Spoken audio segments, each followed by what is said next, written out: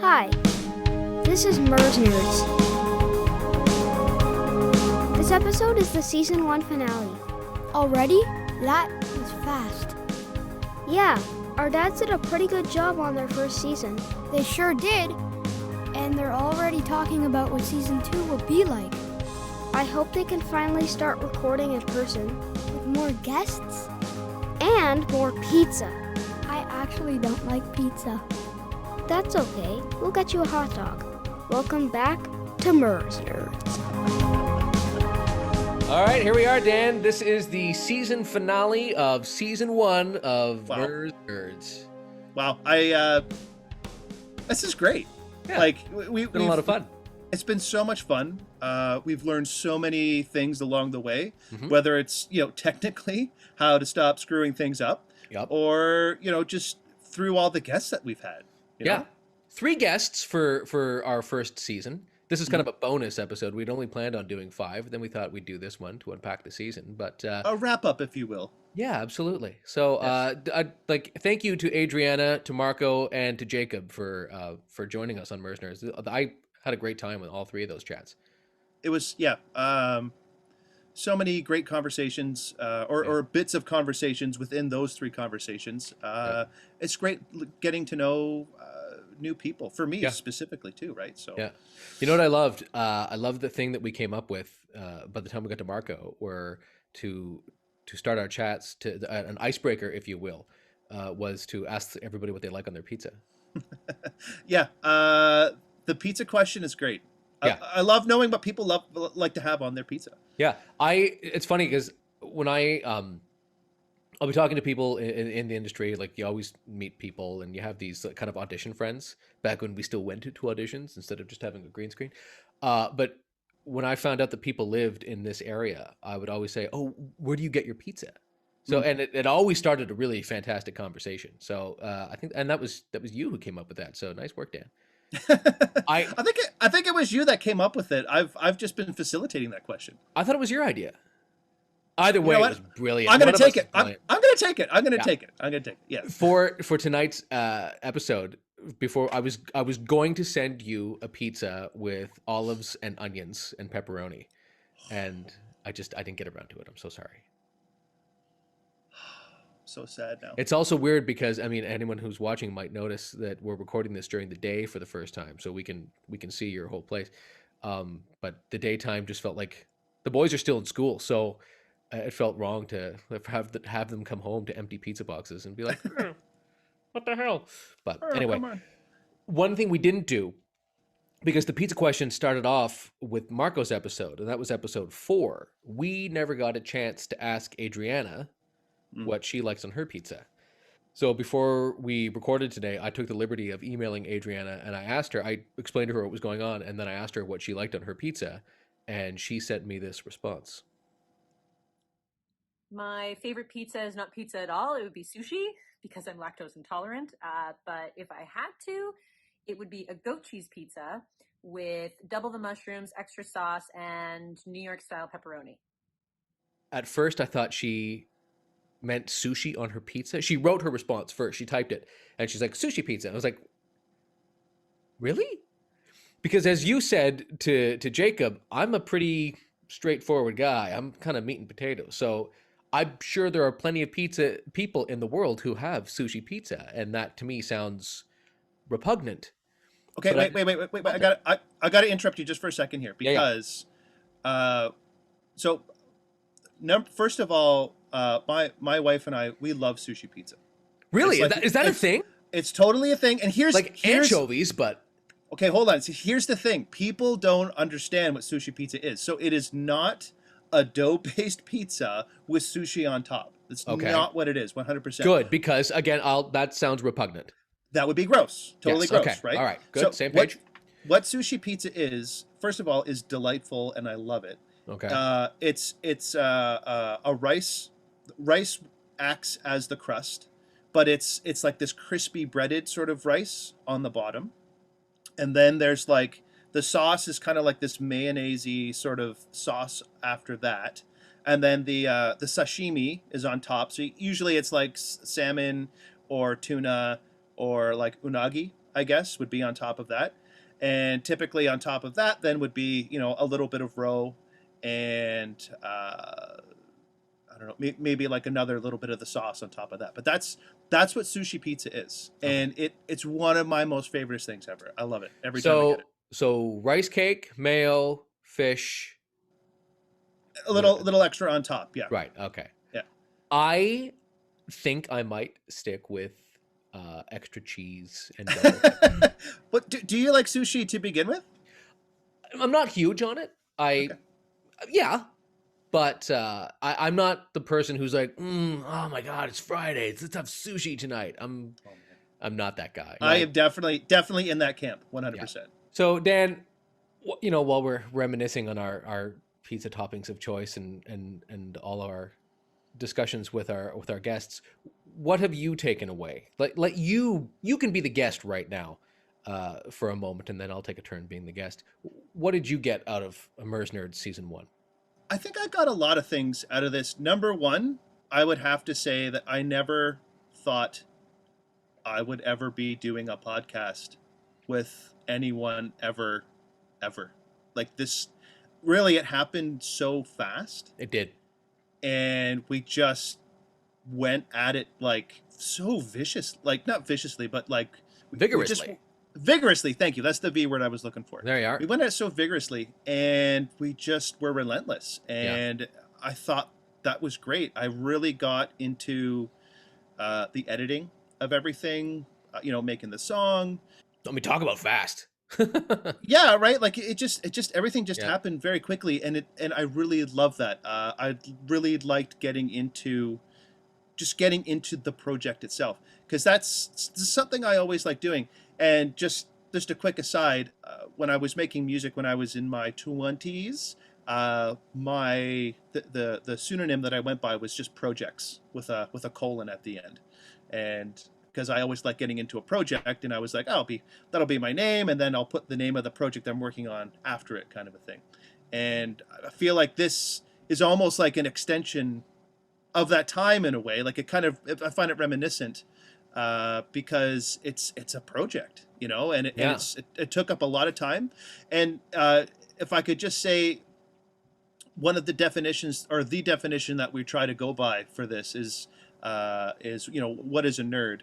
And we kind of sort of came up with, after doing a bit of research, is something that you can qualify being a nerd because you enjoy something wholeheartedly, or it consumes you and your day, and it brings a lot of your thoughts. It brings a lot of love and joy into your life, and I think that's what this has been so far. And it's really been like a labor of love, and over a short span of time, and I've just loved it. I've loved the whole process so far. Would you say it too, Dan? I mean, talking to you about this, because we have our chats anytime we edit an episode, and if I edit it, I send it to you to have a look, and you edit yours and you send them to me to have a look. And but it's felt like almost an awakening, especially this year with, I mean, no one wants to talk about the pandemic that much anymore, and I certainly don't want to, but I mean, it's there, and it is what it is. And there have been definitely a lot of moments of just kind of not knowing what to do with yourself. I've definitely had those moments where, because like my day job, it got shut down, and for the longest time auditions weren't happening, and now they happen kind of sporadically, and I'm still doing a bit of voice work from home, but I've had a lot of downtime, and there was a lot of times when I didn't know what to do with myself. And then this project came along, and like, you're right, it happened so fast, but it lit a little fire under me, and I know it lit a fire under you too. Would you feel comfortable talking about some of the other projects that this has started for you? Yeah, sure. So starting in 2020, I decided to revisit a project called The Golden Beat that happened in 2007 with an old friend of mine. Just to bring everyone back up to speed, that's a musical project where I've made a drum beat. I give it to various musicians. They write a song with the drum beat in some way, shape, or form. There's a set of rules to adhere to, or lack thereof, actually. And they send it back, and we compile an album online. So that finished, and that was great. It was something just to communicate with people with, just to get a bit of a community together, something to sort of distract during the year, which was 2020, something fun to do, and that was great. But it kind of left me. It felt unfinished, right? And I want to keep doing it because it's fun and people like it, but there wasn't. It just didn't feel like it lost its momentum, I think is what I'm saying. So when we started doing MERS Nerds, and I started getting a feel for this concept of like recording and talking to people, that spawned the idea of like, well, why don't I start talking to the artists that have submitted beats to me, and we'll sort of dissect their songs a little bit and we'll talk about that. And I think I'm about 4 episodes into recording that. So Nice. so thank you. That's gone really, really well too. I want to keep both of these going for the foreseeable future. So. Yeah, nice.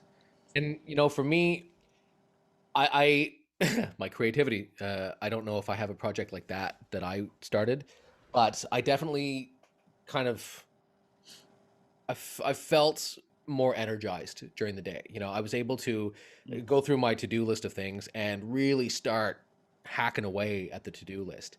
And a lot of my writing ideas started coming back. And I'm the kind of guy who, and I think I've said this before, that if I have an idea and I want to sit down and work at it, I'm like, ooh, okay, I need to clean that. I need to finish that. I need to put all that together. I need to have, I always go back to the example I always use is I need to get my taxes done, which I did.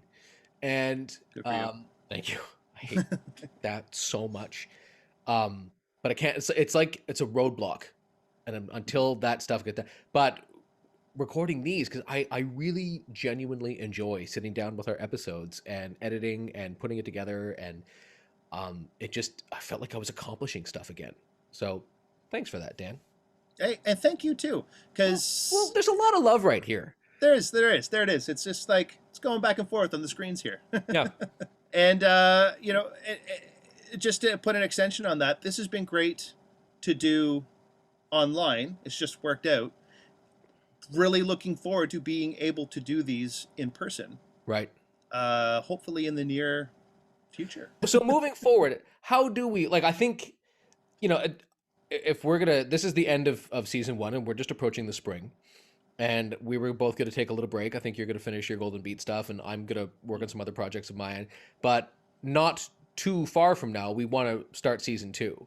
Yes. We may still be in a situation where we'll have to do some episodes online, but moving forward, what's your wish list moving forward? My wish list for MERS Nerd Season 2. I have contacted a few of my friends and acquaintances about That's good. being... Because my son is always asking, are you going to talk to Dan's friends too? It's almost like he's defending you. Like he's like, okay, Marco and Adriana and JJ are great, but those are your friends, Dad. When are we going to bring some of Dan's people in? Yeah. So, well, it's true. So this is another learning point for me, and just not even just specifically for me, but for kind of what MERS Nerds is about, and that's been an ongoing learn for us, I guess you could say. Mm-hmm. And the concept of talking to people about what takes up all of their brain space and what they love, it can expand into many different areas. And it's got me thinking about, who do I know that could talk about stuff like this? And I've got a few people that I've talked to who are interested. A couple of them are actual MERS Nerds on the old Facebook page. Nice. And I think that's going to be really good. Excellent. Do you want to tease some topics that you want to bring up? I'm not into spoilers, sir. Oh, okay. That might have been a little jab at me, who accidentally, after the final episode of Wandavision on the MERS Nerds Facebook page, posted a spoiler in the wrong discussion. And thankfully, I don't think I ruined anyone's experience. Dude, I think I did the same thing. I think we both did. We both did the same. We're the admins in the group, or a couple of the admins anyways. Well, thankfully, our third admin, Adriana, was able to catch the mistake. And she deleted those. Mea maxima culpa. I'm very sorry to everybody. And thankfully, everybody was super cool about it. And, you do what you got to do. Yeah. fess up to your mistake. So, yeah. I think that's also, everyone was cool about it, is a testament to really how Mers Nerds is. Yeah, how Right? Mers Nerds totally operates. So Nobody got angry. It's just like, that's a spoiler. You're in the Yeah. wrong, because it was in episode 8 of WandaVision. Like, people were threading on that was the thread for episode 8, and then mistake. And I thought I was in the right one, and it wasn't. So Yeah, and then I me went too. to bed. Yeah, totally. I woke up the next morning. I was like, oh. So anyway, the mistakes happen, and sorry about that, everybody. So for season 2, I would kind of like to. I definitely really. I've got a couple of topics and discussions that I want to bring. I want to bring a panel of people instead of like. I love having our one-off guests, our one-on-one guests, or two-on-one guests, if we will. Those would make for fantastic discussions, but there's a couple of panel discussions that I want to have. One of them, I'm surprised more people haven't been like, where's your episode on Batman? That will definitely come. There's Batman stuff happening in the news right now. There's... Can I ask you a quick question? Yeah. Why was your Batman voice Kermit the Frog? Well, he is justice and he is the night, Biggie. It's weird. Is there a rainbow connection there somewhere? That's a good point. I'm sure there must be, yeah. Yeah. So... but so I definitely want to have a Batman discussion. I'm not sure if that's going to be a panel or if that'll be just you and I, or if that, bring in a couple of the Batman nerds. The one panel discussion I definitely want to have is a Superman panel. I think Superman is the granddaddy of all superheroes, despite, obviously I will always be Batman first. And if you ask me who would win in a fight between Batman and Superman, I'll go to my grave with Batman. Okay. Not I'm pretty sure there's some comic book series that are devoted to that. 100%. There was even a not so great movie a few years ago. Anywho, but I think the Superman, because some of our nerds we've got some diehard Superman nerds, and I would love to sit down and talk about Superman on film. The problem with I've got my own opinions on why Superman doesn't necessarily work in movies anymore, and yeah, I think that would be a good discussion.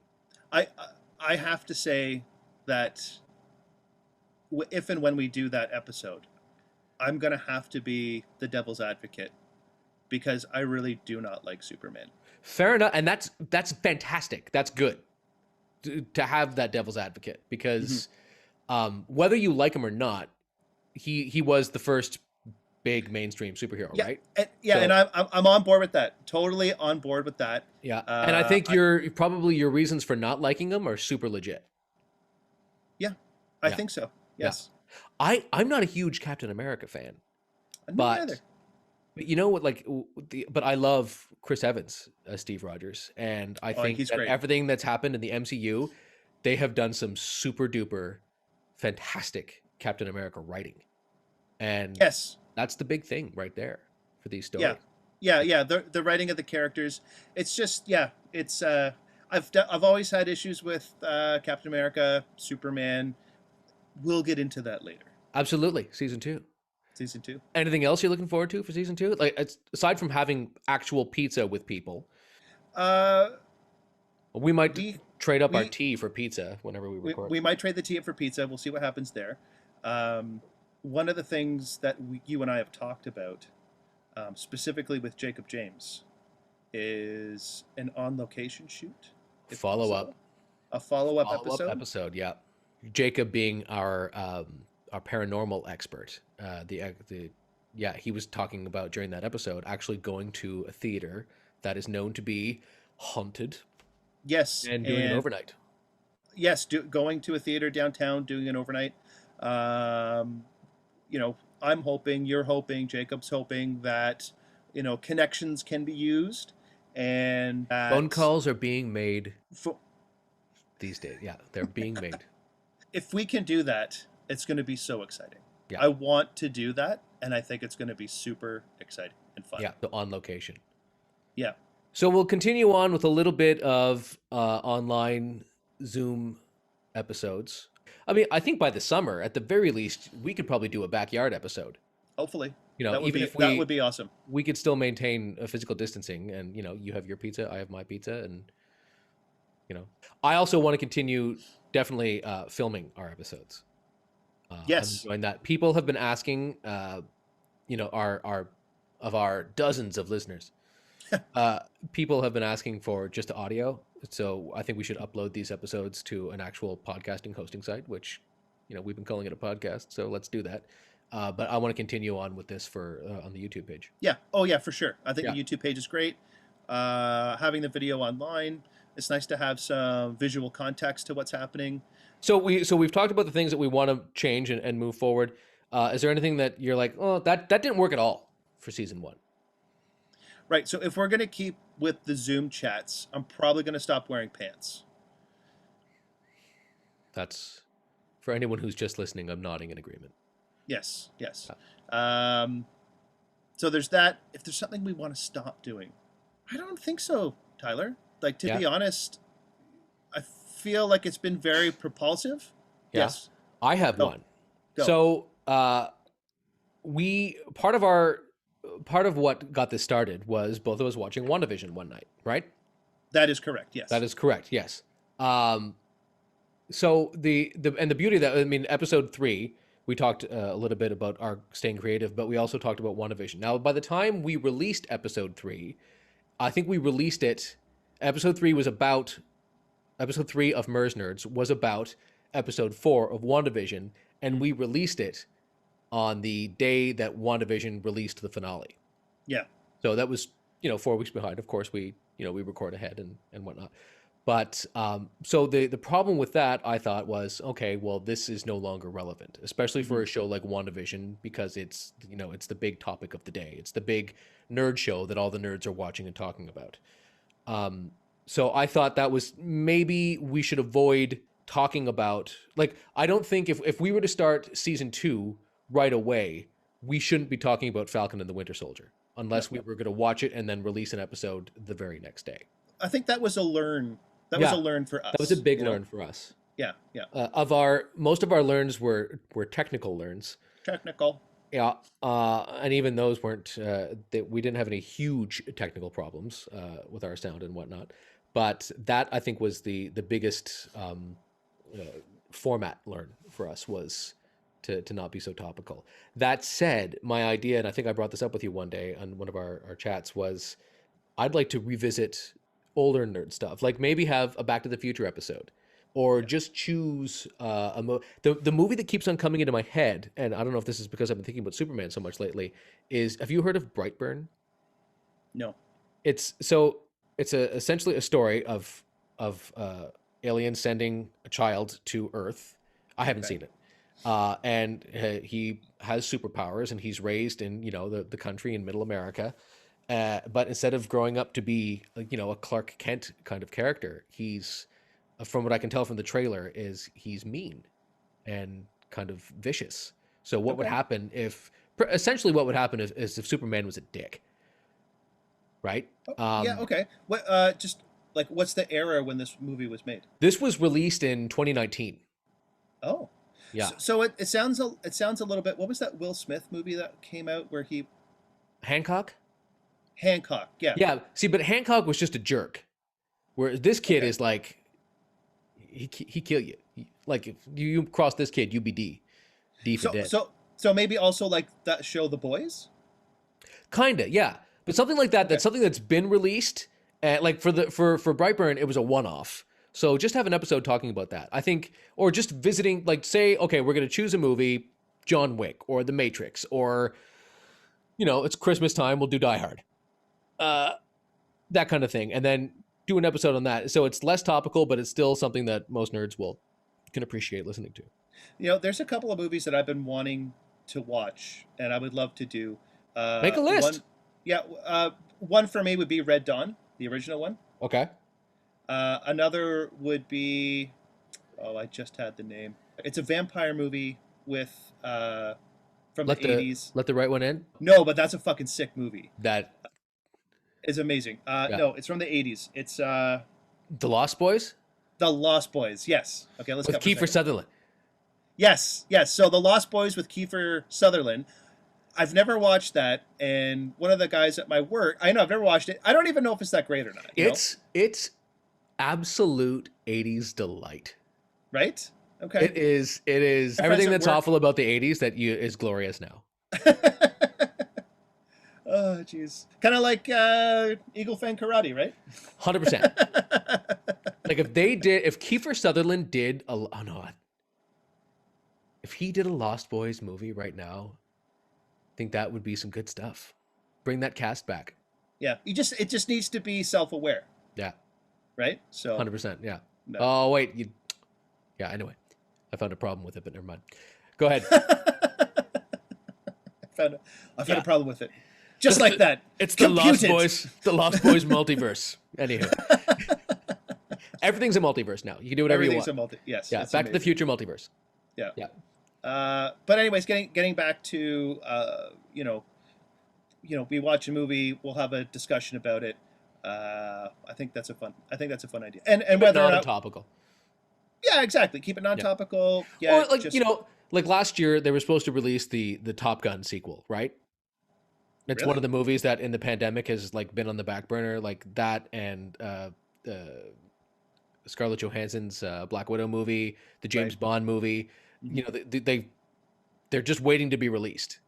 So if you're like, okay, let's do an episode on the original Top Gun. Right, which is funny because I've never watched that movie all the way through. Really? I love telling people that. Remember I get the big eye roll. One night when we were kids and we lived in the country, so we had to. There was a gas station convenience store where you rented movies, Mm-hmm. right? So my sisters were watching me one night. We went and we rented Top Gun, and we watched it, and we finished it, and they were like, "Oh, let's go rent another movie." So we got in the car and we rented Dirty Dancing. So, which, when I was 10, was not the best movie in the world, but whatever. I ended up, in my adult life, being in that play for the musical version for 18 months. So it was a big part of my life. Anyhow, we finished Dirty Dancing. We went back to the movie store to get a third movie. Didn't see anything we want. So we got Top Gun again. And we rented it again, same night. Finished it, went back. My sisters got Dirty Dancing again. I don't know why didn't you just keep them? Right? Well, because remember late fees? That we returned them, rewound, no late fees. It was the same day. I know. It was definitely not planned. And I have that's 8 hours of movies. Oh man, that's a lot. Yeah. I don't know where my parents were, but anyway, that was that's a lot of popcorn. Yeah, there's a little side quest for you. So, that said, Dan, with all of that said, I'd like to wrap season 1 up in a nice, neat, tidy bow. So I think we should talk about the end of Wandavision. Okay. Yeah. Let's do this. Let's do it. Let's do this because I am sort of ready to talk about this. All right. Fair enough. Good. You've had some coffee, I can tell.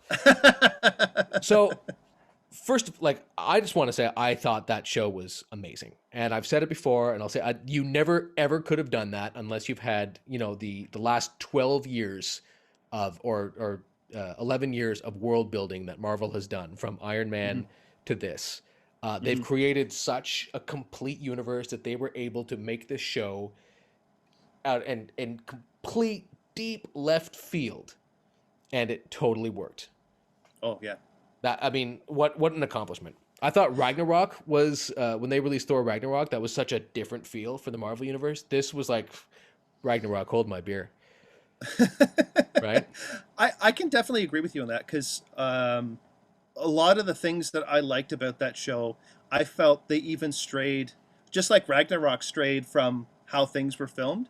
I think WandaVision even most assuredly strayed. That's the whole point, right? Yeah, exactly, right? From that whole concept of how they film things. Yeah. And I mean, every episode was something almost entirely different, and the actors and the characters, they all just held it down for every single episode. Yeah.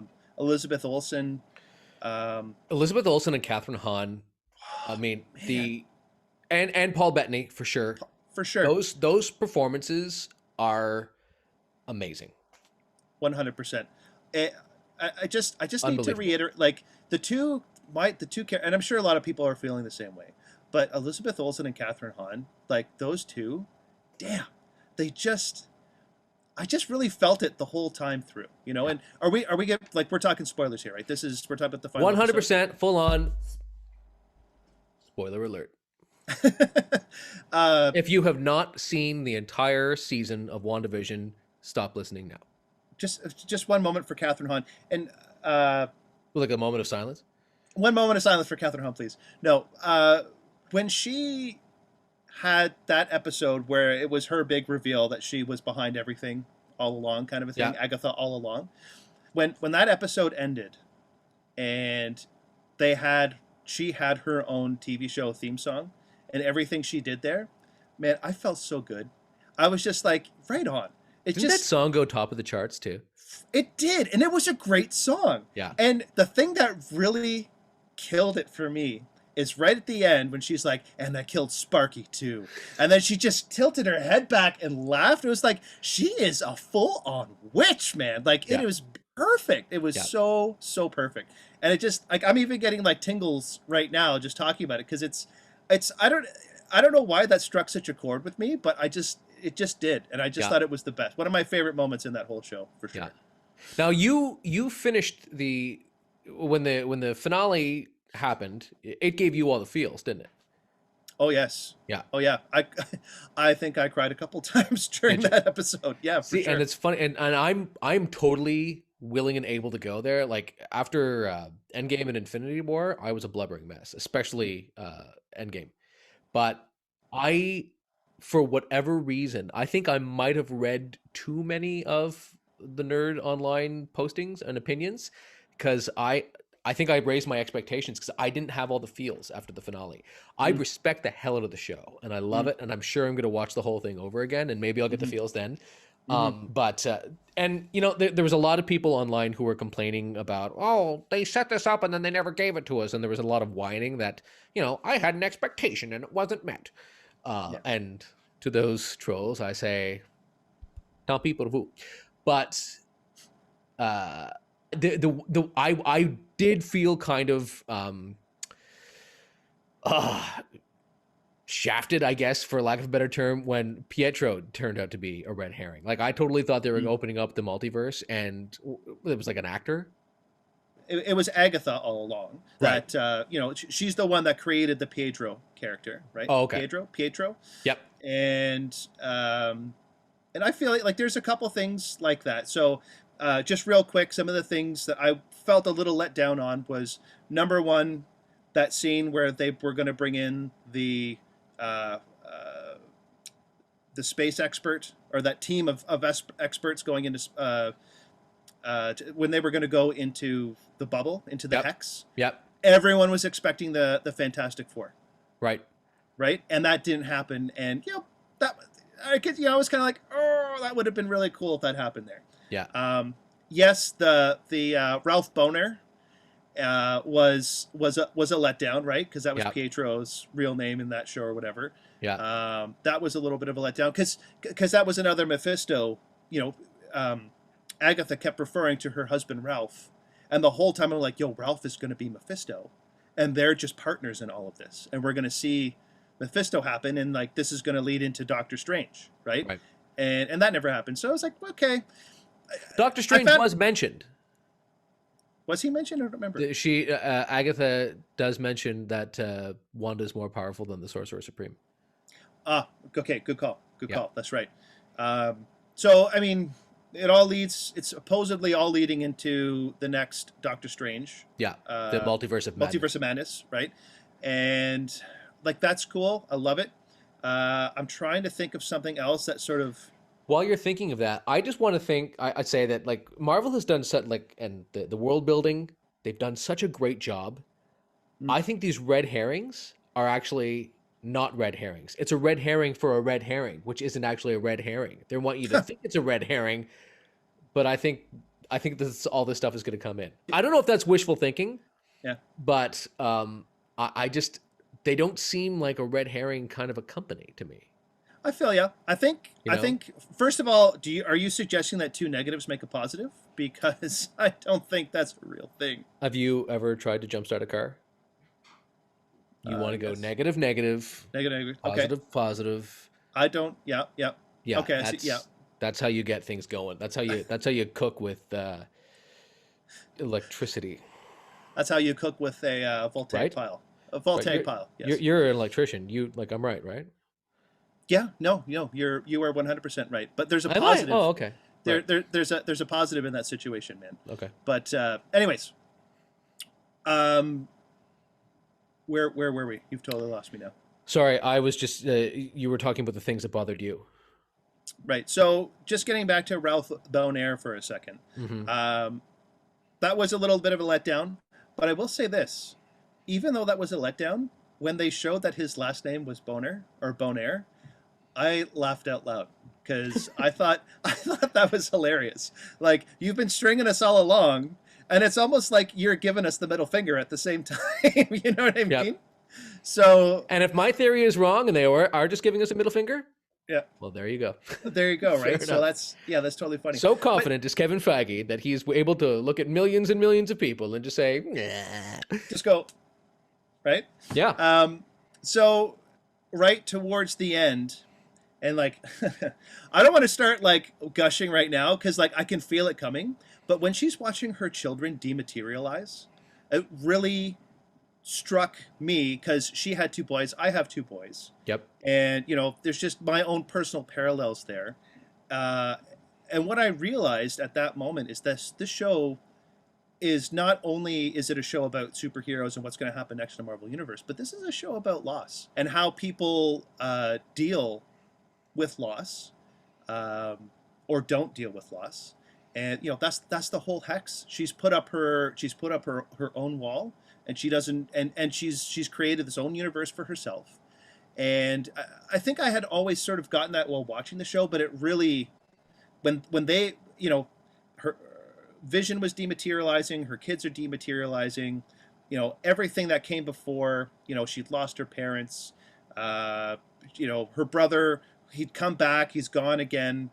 It really sets up moving forward in the MCU what's going to happen with her and why she's so angry. And just for me, like, I was like, wow, that sentimentally, I felt it was very strong. Mhm. It was very strong for me anyways. So, And normally that's a thing that would normally get me. And for some reason, when the night I was watching, I'm not sure why I wasn't in that place. Because watching when Infinity War started and Hawkeye was with his family and they all dematerialized, disappeared. Yeah. I remember that's when I was sitting like this and that was like the first 5 minutes of the movie. Yeah. And a friend of mine turned to me. He was like, I just remember thinking like, oh my God, you're a father and you're watching this. That must have been so hard. And yeah, it totally was. But I don't know what it was. I just wasn't in the right space. Look, so, and I can appreciate that because I know that I have missed feelings or moments, whether it's in music or movies, because of the headspace that you're in and whatever it was that day. And I'll tell you right now, I have put off things for like years almost. Like I don't want to listen to this yet because I don't think I'm not the right person at this time to listen to Sure. it, or I'm not in the right headspace. And then I'll come back to it, like I said, even years later and be like, this makes so much sense now. Yep. And, it just depends where you are and who you are at that time, I guess, right? 100%. 100%. That's not to say that the show in any way failed for me because I just I marvel at how deep they went with the show because you're right, it is. And I had a conversation with another one of our nerds, Nick, talking about like the show deals with grief. It's a show about grief, dealing with grief. The world right now is dealing with grief, where grief is at the forefront of the daily conversation. And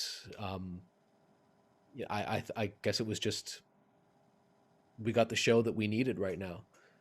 We kind of did, and whether or not they intentionally made it to be like this, or if it's like a Wizard of Oz and Dark Side of the Moon kind of thing, where it just kind of happened to be perfect if you mix them together.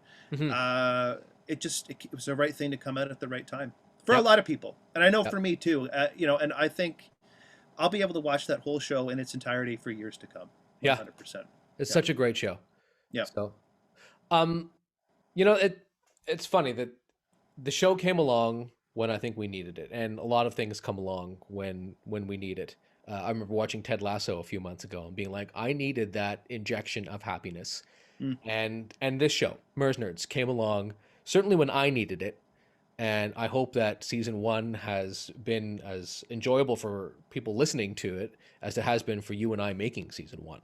I hope so too. Yeah, because at the very least, it's just you and I talking to each other or talking to passionate people about things that we love.